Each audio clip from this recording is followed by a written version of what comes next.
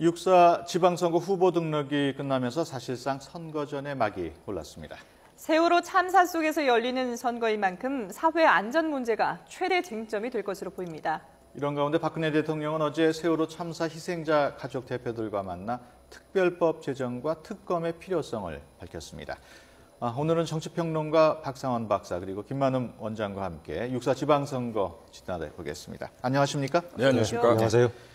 먼저 오늘 22일부터 공식 선거운동이 시작이 되는데요.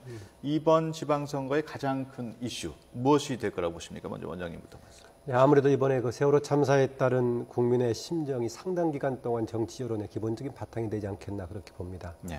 그랬을 때 그게 이제 1차적으로 투표 참여에 어느 정도 적극적으로 갈 것인가 아니면 정치 냉소로 갈 것인가 건건이 되겠는데 네. 여러 가지 경험이라든가 분위기로 봤을 때 정치적인 참여로 좀 이어질 걸로 봐지고요. 예. 그다음에 어쨌든 간에 정치 선거는 선택이기 때문에 이게 어느 쪽이든 선택으로 이어질 것인가. 야당에 대한 불만도 많죠. 정부 여당에 대한 책임 크게. 우선이고 크지만 야당에 대한 불만도 많은데 그러면 모두에 대한 비판으로 가느냐. 역시 선거는 상대적인 선택이기 때문에 아무래도 이게 상대적인 반사 이익은 야당한테 좀 가능성이 있다라고 봐지고요. 네. 나머지 기간 동안 이게 우리가 각 지역에 따라서 또 기초냐 광역이냐 단위에 따라서 다양한 변수가 있을 수 있겠죠. 있지만 아무래도 가장 큰 변수는 박근혜 대통령을 중심으로 한 여당의 향후 행보하고 그다음에 정부 여당에 대한 책임 추궁을 하면서도 야당 스스로의 공동 책임을 지는 과연 낮은 자세를 국민들에게 얼마나 보여주셨을까 이런 등등이 변수가 될 것 같습니다. 박상원. 예, 뭐 전체적으로 김 원장님 말씀에 동의하는데 좀 더 구체적으로 말씀드려보면 15일 동안 선거 운동 기간 중에 어제 유가족 대표를 대통령이 만났습니다. 네. 그다음에 다음 주쯤에 아마 대국민 담화가 있을 것이고 그다음에 아마 예상되기는 총리 인선이 있을 겁니다. 이 1년의 그러니까 박근혜 대통령을 중심으로 하는 청와대가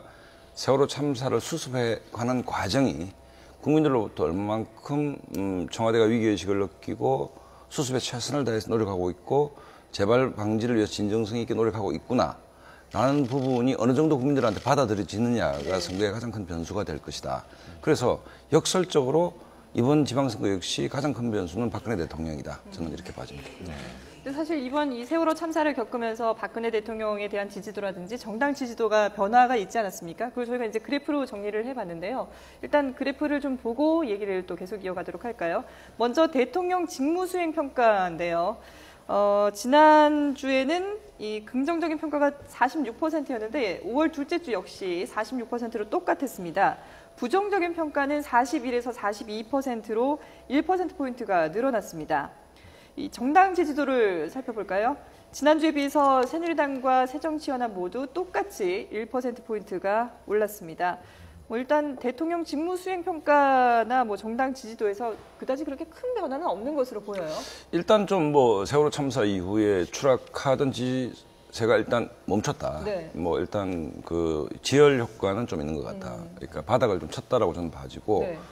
세월호 참사 이전에 어떤 여론조사 기관에 따라서 대통령 지지도가 70% 이상 간 것도 있지 않았습니까? 네. 그렇다고 보면 굉장히 추락한 것인데 이 지점에서 대충 이제 그 바닥을 이제 박스권을 좀 형성하고 있는 거 아닌가. 네. 그래서 조금 전에 말씀드렸듯이 이 정도에서 출발한다고 봤을 때는 결국 정부 여당의 수습 의지, 그 다음에 최소한 이 위기를 어느 정도 강도 높게 인식하고 있느냐의 문제. 이 문제에 대해서 저는 활용점정은 총리 인선이라고 봅니다. 이게 대국민 담화를 가지고 국면을 바꿀 수는 없을 것이다. 네. 그러면 총리 문제가 최소한 책임 총리 문제, 그다음에 관피아 문제, 그다음에 국가 개전론까지 나오고 있는 상황 아닙니까? 그런 차원에서 그냥 받아 적는 총리가 아니고 강력하게 리더십을 행사하면서 국민들이 요구하는 정부 개조 측면에서 리더십을 발휘할 수 있는 좀 파격적 인선이 가능하다면 대통령의 어떤 위기에 대해서 국민들도 공감할 것이고 그렇다면 새누리당 입장에서는 선거를 좀 치러볼 만한 지금은 백약이 무효한 상황이기 때문에 결국 청와대와 대통령의 향후 일정을 새누리당은 지켜볼 수밖에 없는 상황이고 새정치연합도 그렇게 낙관적인 상황만은 아닌 게 뭐냐면 여당의 지지도가 떨어지면 그걸 흡수를 해야 되는데 여당 지지층에서 이탈한 층들이 중도층에 머물고 있지 않습니까? 그렇죠. 예. 무당파로 머물고 있기 때문에 새정치도 자칫 잘못해서 어제 국정조사나 특검까지도 다 수용하겠다 대통령이 이렇게 얘기를 했는데 정부 여당에 대한 심판이 자칫 정쟁적 역풍이고 정치 공세로 비춰진다면 거꾸로 새정치연합도 역풍을 맞을 수 있다라고 보기 때문에 새정치연합 나름대로 좀 조심스러운 선거운동을 좀 할 수밖에 없지 않냐 이렇게 봐집니다. 네. 이 지지율 변화 어떻게 또 앞으로도 이어질까요? 네, 지금 여론조사상에 나온 것은 뭐 지난 일주일 동안 변화가 없다고 봐야겠죠. 예. 그런데 사실 아까 그 박근혜 대통령 이전에 잘 나올 때가 70% 내외까지 나왔다라고 했었는데 그게 현재 기준으로 보자면 25%, 30%까지 추락하고 있단 말이죠. 그럼 사실은 40%대의 긍정적인 평가가 나오고 있지만 엄청난 추락입니다. 제가 보기에. 이게 물론 선거했을 때 투표 참여에서의 대통령 지지도 51.6% 기준하고 똑같이 비교할 수는 없죠. 지금 네. 여론조사는 응답률이 낮으면 5%대 높아봐야 15% 정도이기 때문에 그냥 전체적인 지역만 좀 알 수 있겠습니다만은 여기서 만약에 대통령에 대한 지지도가 더 내려간다면 저는 상황이 거의 붕괴될 수준까지 가지 않겠느냐라는 것입니다. 그래서 이게 일정한 수준의 지지를 유지하고 있다는 처음보다는 앞으로 더 얼마나 국민들에게 다시 신뢰를 회복할 것인가 이게 좀 과제라고 봐지고요. 중도 내지 무당파층에 대한 해석이 있어가지고는 이게 선거에서 어느 쪽도 지지하지 않는다가 아니라 기존 정당에 대한 불만 계층 또 정부 여당에 대한 불만이 있지만 야당 역시 구체적인 대안으로는 보지 않는 그런 계층이기 때문에 이들이 이후에 투표에서 참여하지 않는다거나 아니면 뭐 아직 어느 쪽으로 갈지 모른다거나 이렇게 해석할 필요는 없는 투표에 지금 무당파층 나오는 계층으로 투표에는 적극 참여할 가능성이 있는 오히려 어쩌면은 여야 정당을 지지하는 세력보다 더 근본적인 정치적인 태도를 가지고 있을 수도 있는 좀 이런 해석이 필요하다고 정치 봐집니다. 무관심식은 아니라는 말씀이시군요. 그렇습니다. 오히려 더 레디컬한 계층이 지금 두 정당을 싫어한다라고 표출할 수도 있고요. 지금 요즘은 그런 얘기가 나오고 있죠. 그래서 오히려 투표장에서도 가만히 있어라가 아니라 행동해라. 라는 얘기가 나오고 있다고 본다면은 이게 여야 정당에 대한 이것을 냉소로만 해석하기는 그런 오히려 적극적인 정치 계층이다라고 해석할 좀 세력도 포함되어 있다라고 봐야 될 겁니다. 예. 앞서 말씀드렸습니다만 박근혜 대통령이 어제 세월호 유가족 대표를 만났습니다. 그 자리에서 그 특별법을 만들어야 된다. 그리고 특검도 실시하겠다고 약속을 하셨는데 어떻게 보셨습니까? 저는 뭐 어제 유가족 대표 만남은 뭐 그간의 전문가들의 예상을 조금 뛰어넘는 강도 높은 대통령의 발언이었다. 그 얘기는 거꾸로 대통령이 이 상황을 굉장히 심각하게 인식하고 있다라고 저는 개인적으로 받아들였습니다. 그렇기 때문에 뭐 야권이 요구하는 특검까지 포함해서 모든 것을 수용할 의사가 있다. 그다음에 제로 베이스 백지 상태에서 진상규명을 할 것이고 그다음에 정부 주도로 하지 않겠다는 말씀까지 했지 않습니까? 그렇다라고 본다면 모처럼 유가족 대표하고 만나면 대통령이 세월호 사태의 수습, 그다음에 향후 재발 방지를 위해서 단호한 의지를 갖고 있다라고 국민들이 이해할 수 있게끔 어제 뭐 저로서는 상당히 괜찮은 어떤 만남이었다 이렇게 봅니다. 원장님 어떻게 보셨어요? 저 역시도 박근혜 대통령 자신의 향후 행보만을 제외한 나머지 대책은 상당히 적극적인 태도였다라고 봐죠. 그렇게 갈 수밖에 없고 만약에 그런 게 아니었다면 어제의 만남이 어떻게 됐겠습니까? 오히려 만난 이후에 난리가 났겠죠. 그래서 박근혜 대통령의 향후 국정운영 방식, 리더십의 스타일에 대한 과제만 제외하고 박근혜 대통령이 주도해서 뭔가 할 수 있는 영역은 상당히 적극적으로 했다라고 봐지는데 국민들에게 남겨진 과제는 박근혜 대통령이 주도해서 무엇을 할 것인가 보다는 박근혜 대통령 스스로 과연 얼마나 변화할 수 있을 것인가. 이 부분이 저는 뭐 아주 크고 가장 중요한 과제다라고 봐집니다. 그래서 박근혜 대통령 스스로도 지금 언론 등에 쓰고 있는 단어를 썼어요. 뭐냐면은 우리나라가 세월호 이전과 이후로 달라져야 된다라고 했었는데 거기에는 박근혜 대통령 당신 본인도 세월호 이전과 이후로 달라지겠다라는 뭐 언젠가 구체적인 내용을 포함한 박근혜 대통령 스스로의 다짐이 한번 계기가 특정한 계기로 좀 발표될 소지가 있어야 되고 또 그것을 행동으로 보여줘야 된다라고 봅니다. 어쨌든 뭐 좀 앞으로 어떤 변화가 있을지 좀 지켜봐야 될 것 같은데 본격적으로 이제 지방선거 얘기를 좀 해보면요. 수도권 판세를 먼저 좀 한번 짚어보도록 하죠. 앞서서 세월호 참사 이전과 이후가 많이 달라졌다고 하셨는데 지지율에서도 상당히 차이가 있거든요. 서울시장과 인천시장 여야 후보들의 지지율 격차가 다소 좀 변화가 있었어요. 어떻게 보십니까? 이 변화에? 아니 지금 뭐 여권은 상당한 내상을 입을 수밖에 없죠. 어찌됐든 뭐 국정의 포괄적 책임은 정부 여당이 있는 것이기 때문에 뭐 정몽준 후보라든지 유정복 후보, 안경표 후보 모두 다 어려운 상황이면 틀림없습니다. 다만 이제 얼마만큼 좁혀가느냐의 문제인데 사실은 후보의 개인기로 좁히기는 상당히 한계가 있다고 저는 봅니다. 한계가 있기 때문에 모두의 말씀드렸듯이 역설적으로 집권 여당 입장에서는 선거의 기본 축이 세월호 참사의 문제이기 때문에 향후 박근혜 대통령과 청와대가 스텝을 밟아 나가면서 국민들이 느끼는 만큼의 위기의식을 정부 여당이 갖고 있다라고 확인시켜 줄 것. 네. 그다음에 향후 대국민 담화나 총리 인선 과정에서 정말 대통령이 변했구나. 그다음에 정말 재발 방지를 위해서 안전한 대한민국을 위해서 정부가 상황을 제대로 파악하고 제대로 하고 있구나를 보여준다면 반전의 계기가 있지만 후보 자력으로 이 문제를 돌파하기에는 세월호 참사가 너무 크다. 네. 그렇기 때문에 후보들도 열심히 하겠지만 새누리당 수도권 후보들 입장에서는 결국 정부 여당의 수습체, 특히 청와대 대통령이 어떤 수순과 리듬을 타고 이 문제를 수습해 나가냐에 따라서 그게 귀속될 수밖에 없는 뭐 그런 형편이 아닌가 생각됩니다. 예.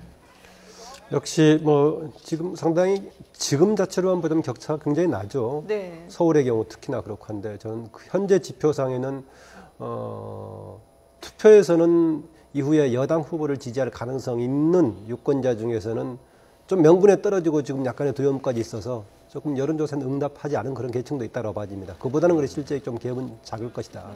그러나 뭔가 이후에 과연 이것을 만회할 계기를 만들 수 있겠느냐 이게 좀 중요한 과제 같은데요. 예.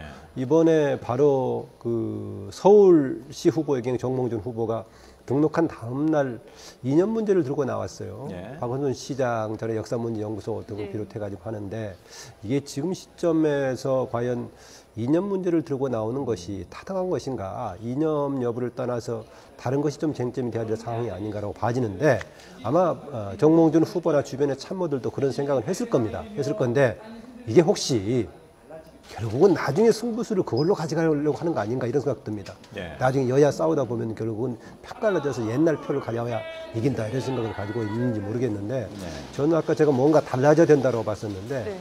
이것을 계기로 저는 정치 싸움의 대치전선도 서로 좀 바꿔가면서 해야만이 서로가 공동선을 향해서 경쟁하는 모습이 되지 않겠나 그렇습니다. 네. 제가 가끔 이런 예를 들 때 스포츠 경기에 비교한다면은 격투기 같은 것은 상대방을 죽여야 내가 이기는 거 아니겠습니까? 쓰러뜨려. 네. 예. 그것보다는 저는 육상 경기 같은 경기가 우리 정치도 돼야 된다.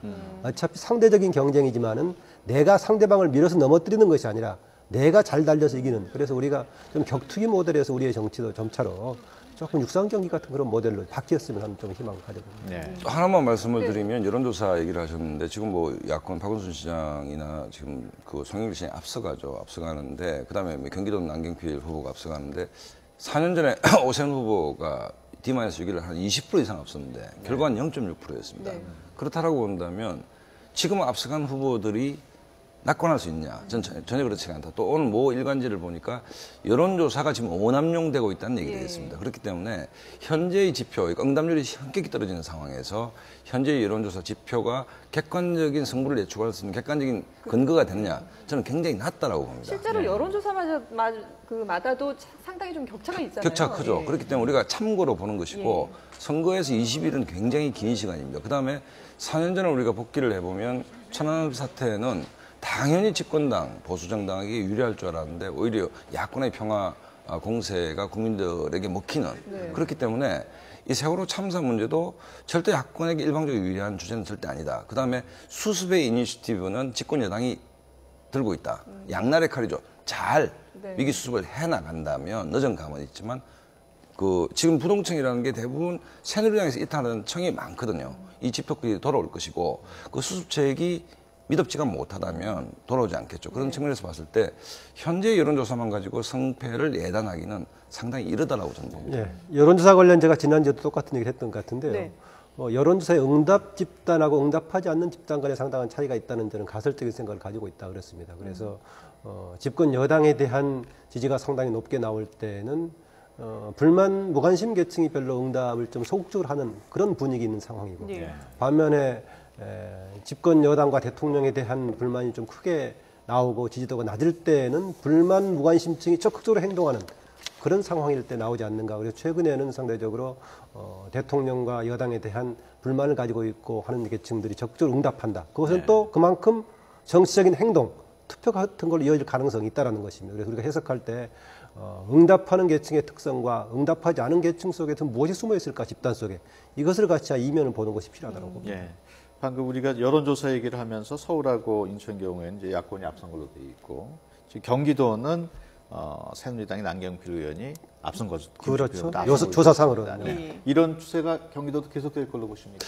글쎄요, 그러니까 아까 말씀드린 여론조사가 과연 어느 정도 신뢰할 수 있냐의 문제가 있고, 뭐 추세적으로 보면 뭐 일단 그 서울, 인천, 경기 이 추세가 당분간은 지속될 거라고 봐지지만, 예. 22일은 일반 우리가 생활인한테는 짧을지 모르지만 선거 기간에는 대단히 깁니다. 그러니까 한두 번 출렁일 수 있는 어떤 계기들이 있을 겁니다. 있을 건데, 다만 저도 김만호 원장님 말씀에 동의하는 것이 아까 적절한 예가 격투기가 아니고 좀 이렇게 왜냐하면 국민들이 굉장히 상심하고 슬퍼하고 있는데 이 선거가 또 찌넉탕상으로 간다면 지금 뭐 정부에 대한 신뢰도는 한 20% 내외, 국회에 대한 신뢰도는 한 5%밖에 안 되는데 오히려 정치 영역에 대한 국민들의 불신이 더 커지지 않겠습니까? 그렇기 때문에 오히려 이번 선거는 역대 어느 선거보다 가장 조용하고 차분한 선거가 될 가능성이 크다라고 본다면 조금 더 포지티브한 경쟁을 해야 그나마 상처난 국민의 마음을 좀 다독일 수 있지 않겠냐. 특히 경기도 안산은 경기도 지역 아닙니까? 특히 남경필, 김진표 두 후보는 두 분 다 합리적인 분위기이기 때문에 조금 더 경기도민의 마음을 위로하는 뭐 캠페인이 좀 돼야 되지 않겠나 이런 봐집니다. 예. 그 경기도 관련해서는요, 만약에 지금 세월호 참사 같은 특별한 상황이 발생하지 않았다고 하더라도 사실은 선거 가까워지면서 박빙이 경합할 수밖에 없는 그런 조건이죠. 예. 다만 조금 여당에게 조금 유리한 구조적인 환경은 경기도 북부를 중심으로 해서 가지고 있는 그런 정도인데 예. 박빙이다 이번에 사건이 터졌단 말이죠. 그 점에서는 남경필 후보는 이전에 비해서 두 가지 약세 조건을 가지고 있죠. 하나는 뭐냐면은 남경필 후보가 처음에 애초에 후보로 나왔던 것이 아니라 당에서 중진 차출론이 반복되는 게 나왔단 말이죠. 예. 그러다 보니까 원래 본인이 가지고 있었던 만약에 처음 애초에 출발했었다면은 나올 수 있는 지지보다는 중진 차출론의 후광을 가장 많이 받았던 분이 남경필 후보이기 때문에 네. 그게 이제 좀 시간이 지나면서 꺼질 여지가 있죠. 그런데다가 세월호 참사 인문부까지 불리하게 작용할 수밖에 없어서 꺼지고 있는 반면에 이제 야당은 뭐 세 사람이 경쟁하고 있다가 한 후보로 압축이 됐기 때문에 좀 분산됐던 표가 모아져서 추격하고 있는 것 같은데 아직은 조금 남경필 후보가 앞서는 분위기인데 예. 나머지 기간까지 야당은 뭐 스스로 이제 뒤엎은다고 해서 자진하고 있지만은 앞서가는 자 또 노력을 할 테니까 좀 치열한 경쟁 과정이 될 것 같습니다. 뭐 수도권뿐만 아니라 지금 부산도 또 최대의 관심사 아니겠습니까? 그렇습니다. 새누리당 그 서병수 후보 그리고 네. 무소속의 오거돈 후보. 오거돈 후보 같은 경우는 지금 이제 그 단일화에도 성공을 했고요. 두 후보가 어떤 식으로 경쟁을 할지 지지율의 그 변화 어떻게 예상하십니까? 우선 좀 지적하고 싶은 게 새정치민주연합이 부산 시민들한테 머쓱하게 됐다라고 보는 것이 네. 뭐 단일화가 뭐 야권이 범야권이 승리하기 위해서는 필요 조건이라고 치더라도 네. 거대 정당인 제1야당이 무소속 후보한테 후보를 양보한 거 아닙니까? 무슨 명분이 있더라도 그것은 정당 정치 제1야당으로서 굉장히 좀 이렇게 겸연쩍은 장면이죠. 그다음에 선거 때만 되면 야권이 불리하기 때문에 단일화한다지만 계속 단일화 프레임을 가지고 선거를 치를 수밖에 없다면 지금 현재 새정치민주연합이 과연 이게 지속 가능한 정당인가에 대한 의구심이 끊임없이 있을 겁니다. 또 한편은 뭐냐면 서병수 후보 역시 뭐 부산이니까 새누리당 후보인 내가 질 수가 있겠나라고 하면 오판입니다. 개인적으로 제가 지난주 부산을 다녀왔는데 예를 들어서 무소속 후보하고 박빙 오차범위 내에서 박빙이라는 얘기는 그냥 우리가 일상적으로 사람들을 만나서 들리는 소리는 훨씬 크거든요. 훨씬 커야 박빙입니다 이게. 네. 그래서 제가 그냥 듣기로는 서병수 후보의 캠페인 과정이 지나치게 보수적이다. 그다음에 뭔가 좀 이렇게 대세론에 좀 안주하지 않냐는 비판들이 있었습니다. 그렇기 때문에 새누리당 부산시당이 이제 전열을 정비해서 총력으로 하지만 결국 선거는 후보가 하는 것이기 때문에 후보와 후보 캠프 진영이 좀 이렇게 긴장도를 좀 높일 필요가 있겠다는 느낌을 좀 가졌던 것이고 또 하나는 뭐냐면 김영춘 후보 새정치민주연합과 오거돈 후보가 단일화했을 때 정치공학적 단일화냐 그게 과연 어떤 명분이 있냐를 시민들한테 잘 설명해야 될 것입니다. 네. 잘 설명해야 될 것인데 어쨌든 뭐 보기가 썩 매끄러운 건 아니다. 예. 이 얘기도 뭐 어쨌든 결과를 예측할 수 없이 굉장히 지금 혼전인 상황인 것 같습니다.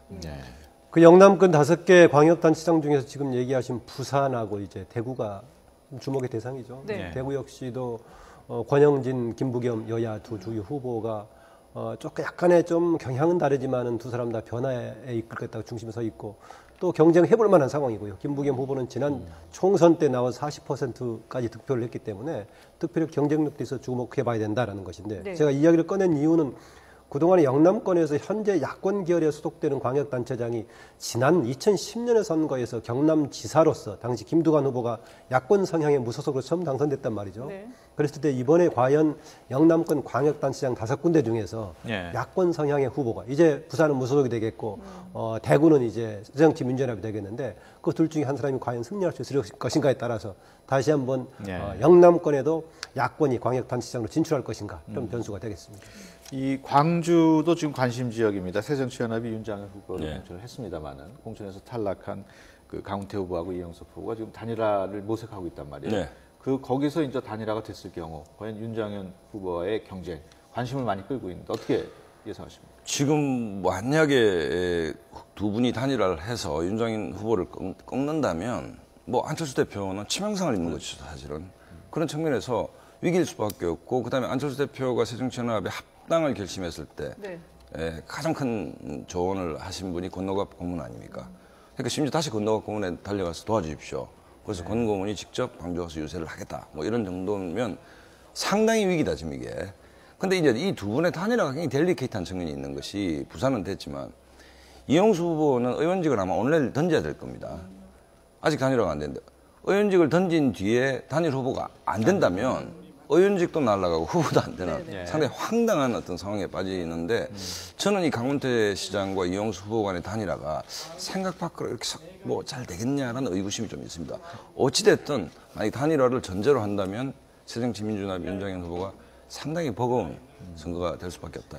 아마 후보 등록도 사퇴를 했을 겁니다. 사퇴 조건이 후보 등록이 되기 때문에. 네. 그래서 보통의 경우에 후보 단일화 하려고 했을 경우 등록 전에 하는 경우인데 이번엔 후보 이후, 등록 이후 해가지고 굉장히 특이한 상황입니다. 그 점에서는 이영섭 의원으로서는 정말 배수의 진을 치고 한다는 그런 심정을 보여준 것 같은데요. 다른 한편으로는 강훈태 현 지사가 전략적으로 조금 코너에 모는 이제 그런 느낌이 있기도 하고요. 지금 보니까 아까 권노갑 고문을 얘기했습니다마는 이런 분들이 그동안에는 전략공천에 비판했다가 이제는 여러 가지 우여곡절과 문제가 있었지만 지원해야 되는 거 아니냐라고 모두 몰리고 있는데 네. 그런 지원이 과연 호소력을 발휘할 수 있을까? 아니면은 지원을 호소하는 사람까지도 오히려 역풍으로 대치기를 맞을까? 조금 뭐 두고 봐야 되는 문제 같고요. 네. 저건 있는 것 같습니다. 최근 여론조사 보니까 둘 중에 어느 쪽으로 단일화되느냐 이것은 무엇을 기준으로 여론조사를 하느냐에 따라 굉장히 달라지는 것 같습니다. 윤장현 후보하고 둘이 1대1 대결을 시켜가지고 우위에 나온 쪽하고 누가 적합하느냐 물어봤을 때하고 일반 여론조사에서의 우위에 서는 쪽에서 이후에 만약 나중에 후보 단일화 구체적으로 할 때 무엇을 기준으로 어느 문항을 가지고 후보 단일화하는 걸 가지고 굉장히 신경전을 벌일 가능성도 있어 보입니다. 예. 어쨌든 뭐 아직 20일 남아 있고 네. 박상원 그 박사님 말씀처럼 20일이라면 어떻게 보면 좀 긴 시간 아니겠습니까? 그렇습니다. 네. 그래서 어떤 변수가 있을지 모르겠지만 그래도 여야가 각각 나름대로 이 정도 선이면은 우리가 뭐 잘했다 못했다 이런 식으로 좀 자평하는 그런 기준을 어느 정도 세워놓지 않을까 싶은데요. 좀 이른감이 있긴 하지만 여야가 어떤 식으로 좀 기준을 정했다고 보시는지. 저는 세월호 참사 이전에는 사실 새누리당의 KO성, 그러니까 네. 압승을 예상하는 전문가들이 많았지만 예. 세월호 참사 이후에는 뭐 두 당이 어느 정도 압승을 하긴 좀 힘들다. 그다음에 역시 이제 수도권 세 군데의 네. 성패가 어떻게 나느냐의 문제인데 저는 현재로서 봤을 때는 새누리당이 이 두 군데 이상 이기긴 좀 힘든 상황 아니냐. 수도권에서 두 네. 개 이기기 힘들다. 그러면 뭐 한 군데 정도 이긴다면 뭐 다른 지역에서 굉장히 선전하고 와야 되는데 그렇다고 본다면 뭐 어느 정당이 이기든 간에 근소한 차이로 한두 개 정도 상대적으로 더 이기는 뭐 그런 정도의 수준이 아니겠느냐. 그러니까 일방이 일방을 압도하기에는 굉장히 힘든 선거 지금 구도가 네. 짜여 있다고 저는 봅니다. 예. 저는 대통령과 여당이 잘 대처하면은 치열한 경쟁 그런 수준도 갈 거고요. 예. 만약에 현재와 같은 수준으로 대응하면서 앞으로 20일간, 19일간 끌고 나가는 분위기로 간다면은 경우에 따라 선거가 여당에게 쓰나미 정도로 다가올 예. 그런 상황이 발생할 수도 있다고 봅니다. 그렇게 예. 본다면은 몇 개 예상되는 지역들에서 영남권에서 하나 정도의 광역이 일어나게 되고 또 다른 수도권 내부에서 기초단위에서도 문제가 파장을 일으키고 이럴 여지가 있는데 네. 그래서 대통령과 집권 여당이 어떤 방식의 자세로 임할 것인가 이게 변수가 될 것 같습니다. 그래서 잘하면은 경합 순으로 가겠지만은 잘못하면은 여당이 아주 넘어지는 쓰나미 예. 정도까지 넘어지는 그런 상황이 발생할 수도 있다 네, 싶습니다. 알겠습니다. 지금까지 정치평론가 박상원 박사 그리고 김만원 원장과 함께 6.4 지방선거 진단해봤습니다. 오늘 말씀 고맙습니다. 고맙습니다. 감사합니다.